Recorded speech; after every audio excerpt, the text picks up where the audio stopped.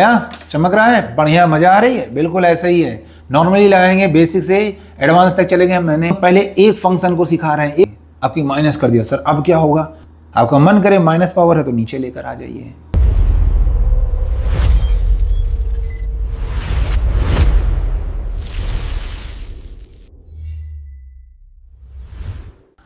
तो हेलो बच्चों, welcome back to the Vigyasta academy. आपका फिर से स्वागत है एक नया सिलेबस लेकर, एक नई क्लास लेकर, जो कि है क्लास 11th।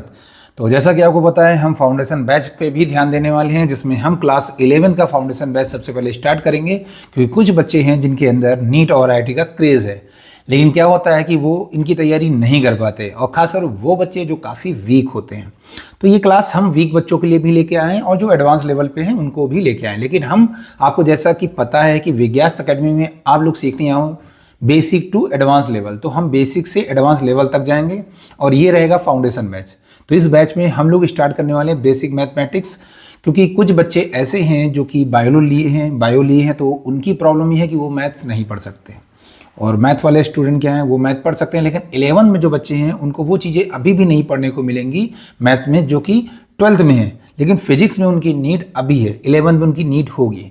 तो उन टॉपिक्स को हम बेसिक मैथमेटिक्स में कवर करेंगे, ताकि हर किस्म का बच्चा हो, चाहे वो कमज़ोर हो या समझ लो स्ट्रांग हो, जैसा भी बच्चा हो, कोई अपने आप को कम ना समझे। मैं हर टाइप के बच्चों को बेसिक से एडवांस लेवल तक लेकर जाऊंगा। तो चलिए फिर तैयार रहिए, हम लोग पढ़ने वाले हैं आज एक नई मैथमेटिक्स का पार्ट, जो कि है कैलकुलस, जैसा कि आपने थंबनेल में देख लिया है। अब कैलकुलस पढ़ने से पहले आपको बता दूं ये कैलकुलस क्या है, ठीक है। और एक चीज़ और बता देता हूं कि फिजिक्स में बहुत सारी हम लोग कैलकुलेशन करते हैं, मैथ में भी कैलकुलेशन करते हैं, बड़ी छोटी हर टाइप की। लेकिन कुछ कैलकुलेशन ऐसी होती हैं कि बहुत ही छोटी कैलकुलेशंस होती हैं, इतनी छोटी कि हम लोग उसको काउंट नहीं, मतलब तुम जितना छोटा सोचोगे उससे भी छोटा, इतना छोटा भी हो सकता है कुछ, ठीक है। इतना छोटा, जितना तुम छोटा सोच पाओ उससे भी छोटा होगा ऐसा कुछ। तो इतनी छोटी कैलकुलेशन फाइंड करने के लिए एक पार्ट बनाई गई फिजिक्स में। कैलकुलस में अगर हम बात करेंगे, जब मैथ पढ़ने जाओगे तो मैथ्स में आपको बताया जाएगा कैलकुलस दो पार्ट्स में डिफाइंड है। पहला पार्ट आपका है डिफरेंशिएशन,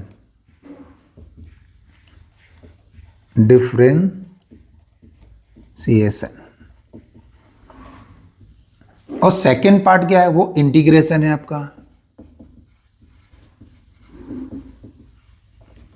अब ध्यान समझेंगे हम लोग, कैलकुलस को दो पार्ट में डिवाइड किया गया है, एक है डिफरेंशिएशन और एक क्या हमारा इंटीग्रेशन, और दोनों की नीड है। जब तक आपके पास ये नहीं आप सीख पाओगे, आप इसको भी नहीं सीख पाओगे, और फिजिक्स में इसकी नीड है, ठीक है। अब हम बात करेंगे सबसे पहले कैलकुलस में डिफरेंशिएशन का, इसका यूज कब होता है, ये क्यों आया, इसकी नीड क्या है फिजिक्स में, तो इसको हम लोग सीखने वाले हैं। तो ठीक है, तो कैलकुलस का जो पहला टॉपिक होगा वो होगा डिफरेंशिएशन, और हम लोग इसको डीप से समझेंगे, ठीक है। ये नहीं कि हम फॉर्मूले पे ही बेस्ड रहेंगे, फॉर्मूले हैं वो फॉर्मूले भी आपको बताएंगे, लेकिन बेसिक लेकर चलने वाले हैं, ठीक है। तो चलिए फिर जानते हैं डिफरेंशिएशन क्या है। चलो पहले आपको एक छोटी सी कहानी समझाते हैं। मान लो जब आप फिजिक्स, मैथ या केमिस्ट्री कुछ भी पढ़ते हो, तो वहाँ पे आपको फॉर्मूले मिलते होंगे, जिसमें आपको एक इक्वल का साइन मिलता होगा। इक्वल साइड कोई वैल्यू लिखी होती है, मान लो कोई वैल्यू होगी एफ, ठीक है। राइट साइड में कोई एक वैल्यू होगी, मान लो एक्स, कुछ इस टाइप से मान लेते हैं हम लोग, ठीक है। तो पहले इस चीज़ को समझ लेते हैं, बेसिक समझ रहे हैं हम लोग। तो ये इक्वल का साइन है, और इक्वल के इस वाली साइड को हम लोग बोलते हैं लेफ्ट हैंड साइड, और इस वाली साइड को हम लोग क्या बच्चों बोलते हैं, राइट हैंड साइड। अब ध्यान समझेंगे फिजिक्स में इनका क्या यूज़ है।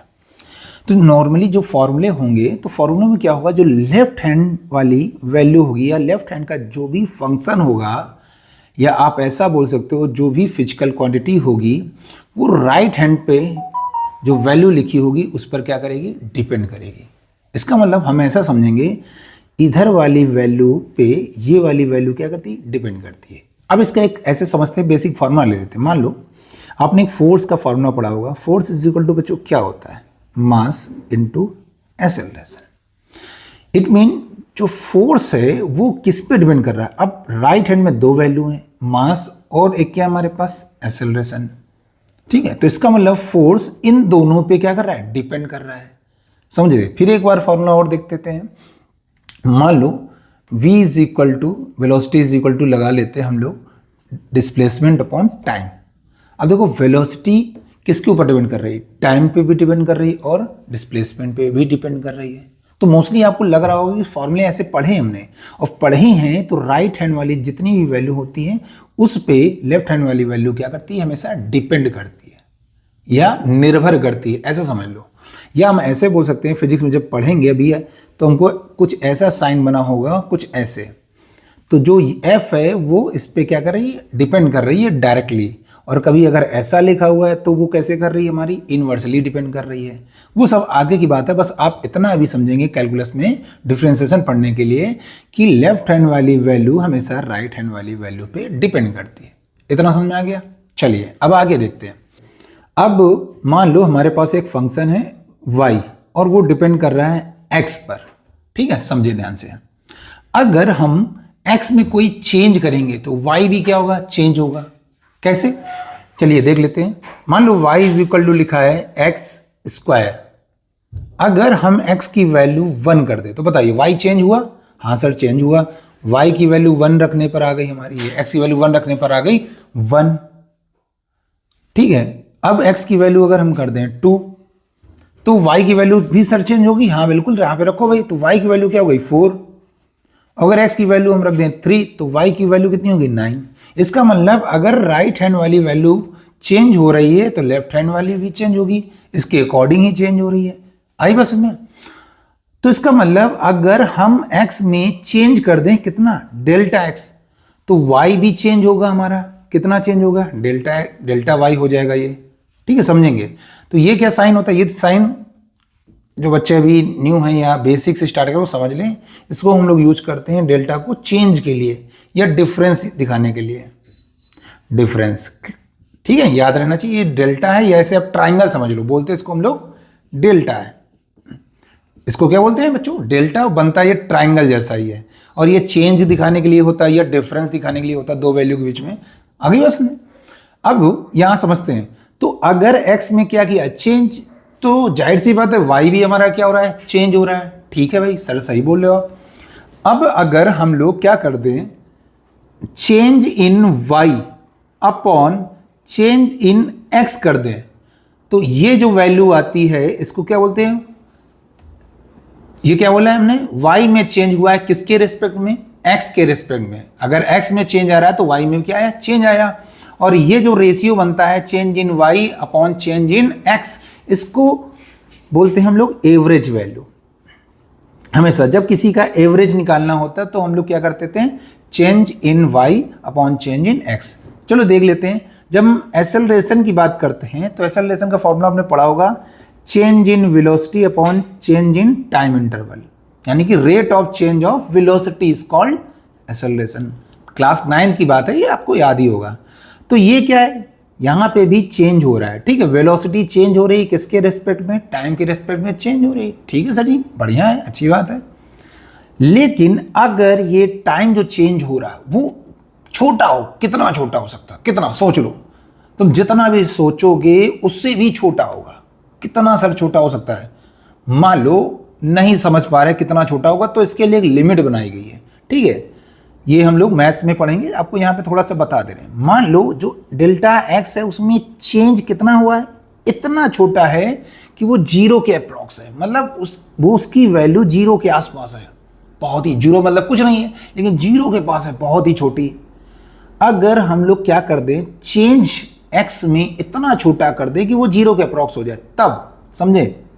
जो एवरेज वैल्यू आई थी dy upon delta y upon delta x, limit x tending to 0, इसको कुछ ऐसा लिखा जाता है। इसका मतलब x में चेंज कितना है? 0। इसको बोलते हैं डेल्टा x की लिमिट कितनी है? 0 है। इस समझना ध्यान से, पढ़ने का तरीका क्या होता है? Limit x delta x tending to 0, या इसको टेंड्स बोल देते हैं, ठीक है। इसकी वैल्यू कितनी है? 0 के आसपास है, इसकी लिमिट इतनी है।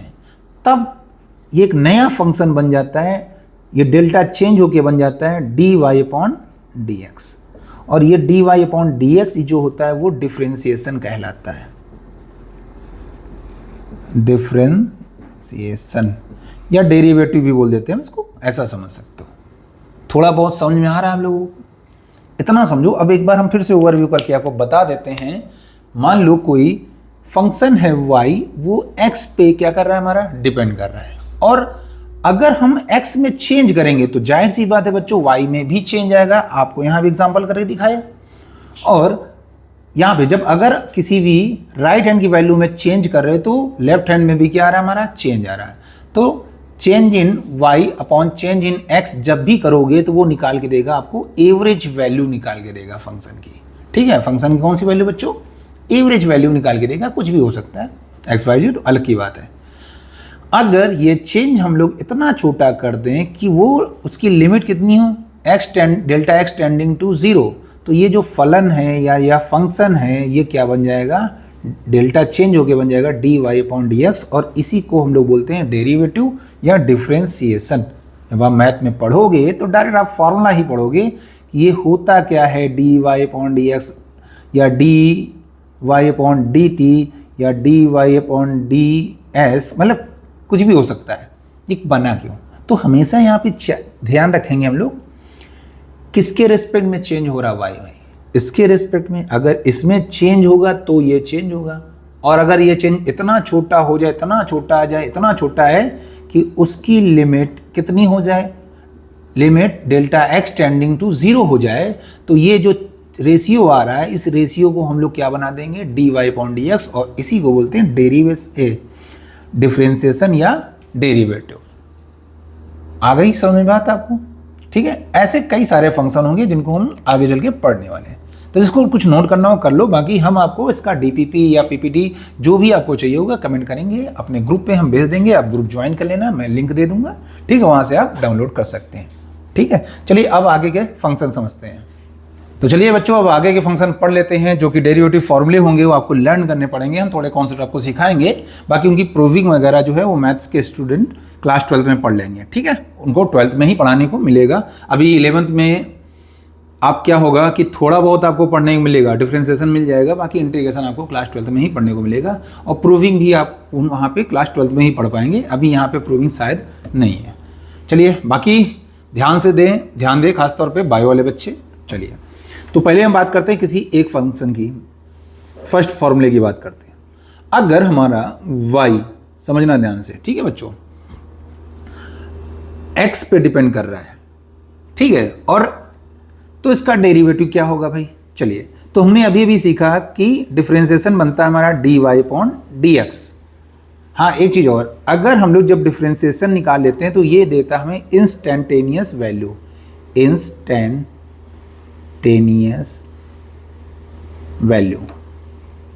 किसी की भी इंस्टेंटेनियस वैल्यू निकालनी है उसका क्या करते हैं, डेरिवेटिव कर देते हैं। ठीक है, इंस्टेंटेनियस समझ लो इंस्टेंट टाइम, बहुत ही छोटे टाइम पीरियड में जो भी वैल्यू आती है उसकी बात करते हैं हम लोग। ठीक है, अब चलिए करते हैं। तो d upon D x, y की जगह क्या बच्चों लिखा है, x लिखा हुआ है। अब समझें यहाँ पर, ठीक है, कुछ ऐसा करते हैं हम लोग। अब अगर पहला फंक्शन सिखाने जा रहे हैं जो कि है x की पावर n, पहले हमने बता दिया लिखने का तरीका क्या था, और ये होता हमारा डिफरेंशिएशन फार्मूला या डेरिवेटिव, अभी जो कि हमने सीखा था d Y upon D x. चलिए इक्वल किया हमने, y की वैल्यू क्या थी भैया, y x की पावर n पर डिपेंड कर रहा है, तो यहाँ पे y की जब हमने पुट कर दिया x की पावर n, कर लोगे, ईजी है। चलिए डेरिवेटिव हमको क्या सिखाता है, इसका ये फॉर्मूला होता है कि जो पावर होगी कभी भी ऐसे फंक्शन पे y डिपेंड करे जिसकी पावर n हो, समझना।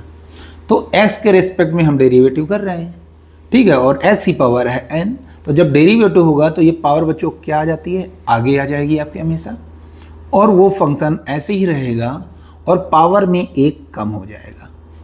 क्लियर, समझ में आया फॉर्मूला। चलिए इसको देख लेते हैं कि एग्जाम्पल से देख लेते हैं, आप लोग समझ लेते हैं। मान लो y एक ऐसा फंक्शन है x और उसकी पावर मान लो है 2। चलिए कर लेते हैं इसका डेरिवेटिव। तो इसका डेरिवेटिव बच्चों क्या बनेगा, d Y upon D x. चलिए बन गया सर। उसके बाद डी अपॉन डी एक्स। अब y की वैल्यू क्या बच्चों पुट करिए यहाँ पे, एक्स स्क्वायर। चेक कीजिए x की पावर n पे है भाई, y x की पावर n, तो ये हो गया हमारा n, समझिए ध्यान से। तो डेरिवेटिव क्या कहता है हमसे, पावर आगे आ जाएगी। चलिए भैया पावर आगे फेंक दीजिए, फेंक दिया, फिर फंक्शन ऐसे रख दीजिए, रख दिया। उसके बाद पावर में से एक कम कर दीजिए, चलिए 2 से 1 कम कर देंगे। फाइनल आंसर क्या आएगा बच्चों, 2x हो गया हमारा डेरिवेटिव। तो ये हो गया हमारा डिफरेंशिएशन किसका, d Y upon D x is equal to 2x आ गई बात समझ में? तो 2 को हमने क्या किया n।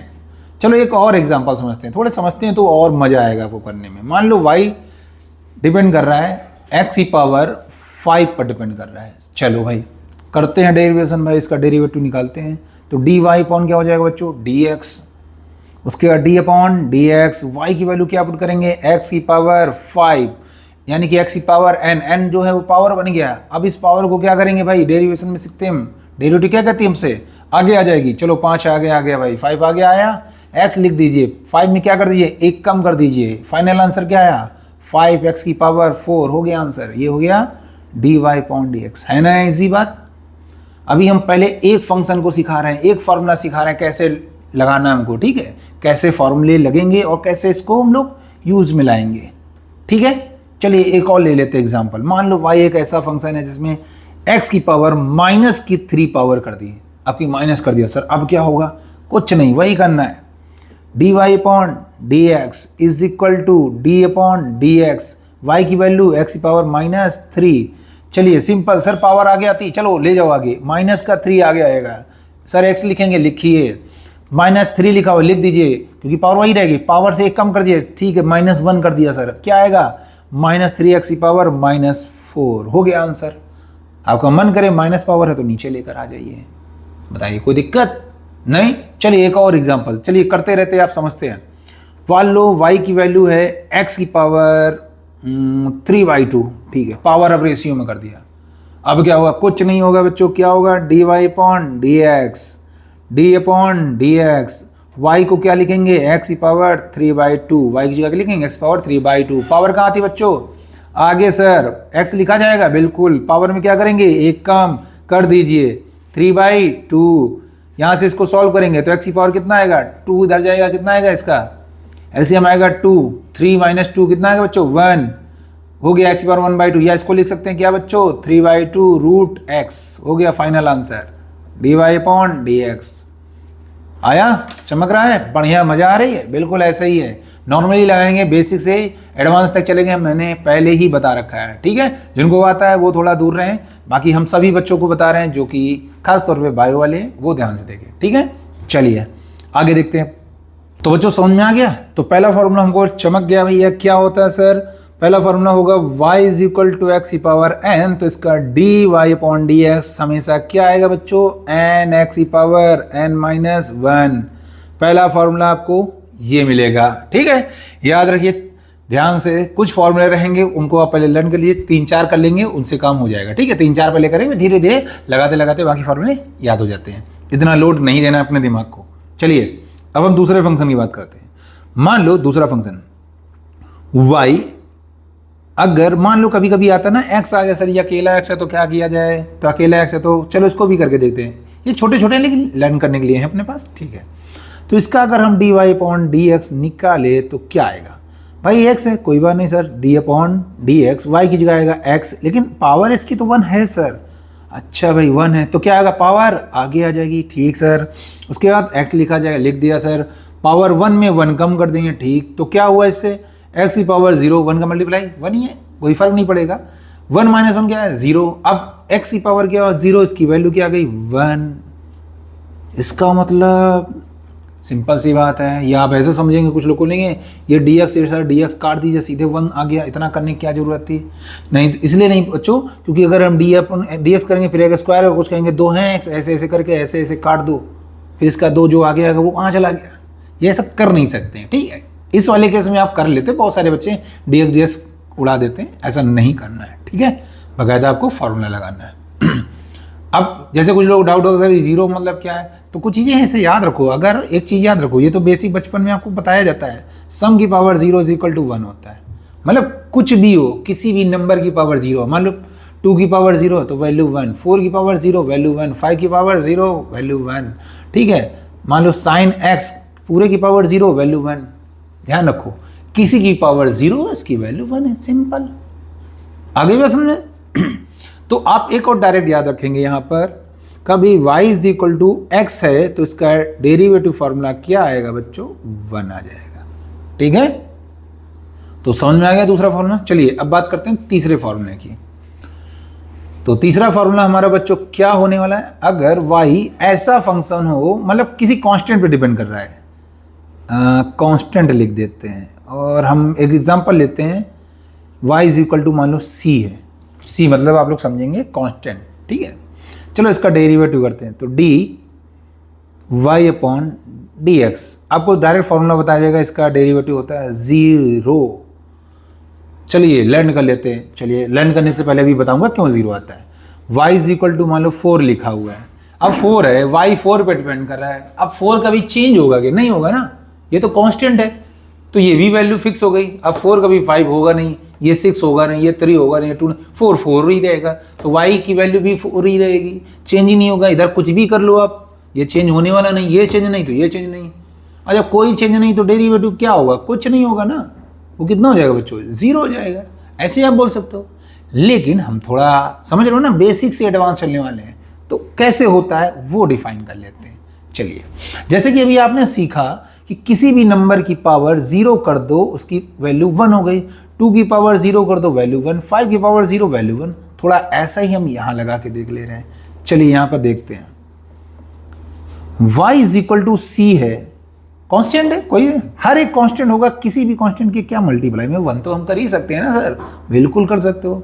1 का मल्टीप्लाई कहीं भी कर दो, कोई फर्क पड़ने वाला नहीं पड़ेगा। चलिए नहीं पड़ेगा, लेकिन अब यहाँ फर्क दिखाएंगे इनको। 1 की जगह क्या लिख सकते हैं, x की पावर 0 लिख सकते हैं, x की पावर 0 वैल्यू 1 आएगी, ठीक है। अब इसका डेरिवेटिव करते हैं, तो dy अपॉन dx सर कर दिया, d अपॉन यहाँ पे चेक करें dx, y की वैल्यू क्या है, c x की पावर 0, किसके रेस्पेक्ट में होगा, x के, कांस्टेंट बाहर चला जाएगा, छोड़ दीजिए अब, तो d अपॉन dx, x की पावर हो गई 0। अब सर ये x की पावर 0, x की पावर n वाला दिख रहा है हमको, हाँ दिख रहा है, फिर क्या होता है आगे करेंगे, तो c 0 कहाँ जाएगा बच्चों, आगे चला जाएगा, x लिख देंगे, उसके बाद 0 में सर -1 कर देंगे, ठीक कर दीजिए। क्या दिख रहा है सर, बस सब कुछ दिख गया, x पावर -1, उससे क्या मतलब, 0 का मल्टीप्लाई हो गया। अब 0 का मल्टीप्लाई पूरी वैल्यू क्या हो गई, 0 dy अपॉन dx, क्या आ गया बच्चों, 0। तो आपके पास 3 फॉर्मूले हो गए। क्या होगा 3 फॉर्मूले बच्चों, बताओ। अगर हमारे पास y इज इक्वल टू कोई कांस्टेंट होगा, या y is equal to c मान लो कोई कांस्टेंट है, तो इसका dy upon dx is equal to 0 हो जाएगा। क्लियर। अब कांस्टेंट समझेंगे, यहाँ पर लिखा है dy अपॉन dx लिखा है, लेकिन इधर a लिखा हुआ है। अब इधर x के रेस्पेक्ट में करना है, इधर x है ही नहीं, तो इसका मतलब ये हो गया कांस्टेंट, और कांस्टेंट हो गया तो 0। जैसे a की पावर 2 है, कितना आएगा बच्चों, 0। 2 की पावर 4 लिखा हुआ है, dy अपॉन dx करो, इसका कितना आएगा, 0। y इज इक्वल टू लिखा है 4 की पावर 3, 4 की पावर 3 करोगे तो क्या है, इसकी वैल्यू फिक्स है ना, y इज इक्वल टू 2 की पावर 2, इसकी वैल्यू फिक्स है, कितना आएगा 4, तो वो तो चेंज ही नहीं हो रहा है। तो किसी भी टाइप का कांस्टेंट हो, मान लो y इज इक्वल टू कभी लिखा बच्चों sin 30, इसका डेरिवेटिव करेंगे तो सर 0, क्योंकि sin 30 की वैल्यू 1/2, वो तो कांस्टेंट हो गया, कांस्टेंट का क्या होता है 0। समझ में आ रहा है। अभी केवल आप दिमाग में 3 फॉर्मूले रखेंगे, इस क्लास में हम 3 फॉर्मूले पे ही बात करेंगे, ज़्यादा नहीं बात करेंगे, ठीक है। और मैं स्क्रीन पे आपको कुछ न्यूमेरिकल्स दे रहा हूँ, कुछ क्वेश्चन दे रहा हूँ जो आप सॉल्व करेंगे, ठीक है। वो क्वेश्चन हम अगली क्लास में सॉल्व कराएंगे, उसके बाद हम आगे फंक्शन को और पढ़ेंगे और फॉर्मूले पे बात करेंगे, ठीक है। चलिए फिर मिलते हैं नेक्स्ट क्लास में, तब तक के लिए जय हिंद बच्चों, और पढ़ते रहिए, मजे करते रहिए।